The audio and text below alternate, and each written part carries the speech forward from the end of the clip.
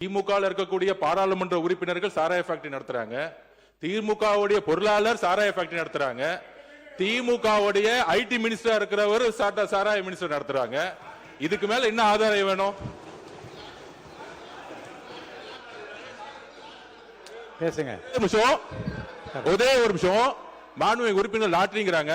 திரு உதயநிதி அவர்கள் சொல்லணும், ஏன் 900 கோடி ரூபாய் லாட்டரி நிறுவனம் வாங்கினாங்க திமுக? பதில் சொல்லட்டும். பதில் சொல்லுங்க. தைரியம் இருந்தா லாட்டரி நிறுவனம் 900 கோடி ரூபாய் திரு மு க ஸ்டாலின் அவர்கள் ஏன் வாங்கினார்கள்? தைரியம் இருந்தா சொல்லுங்க. அப்ப சொல்லுங்க. நான் எந்த தொழிலையும் இல்ல, எந்த நிறுவனம் நடத்தல. தைரியம் இருந்தா ஏன் நடத்துறாங்கன்னு சொல்லுங்க. அதுக்கப்புறம் பதில் சொல்லலாம். மாண்புமிகு எதிர்க்கட்சி தலைவர். மாண்புமிகு பேரவைத் தலைவர் அவர்களே, நம்முடைய அமைச்சர் அவர்கள் திமுக ஏன் லாட்டரி நடத்துகின்ற நிறுவனத்திடம் என்று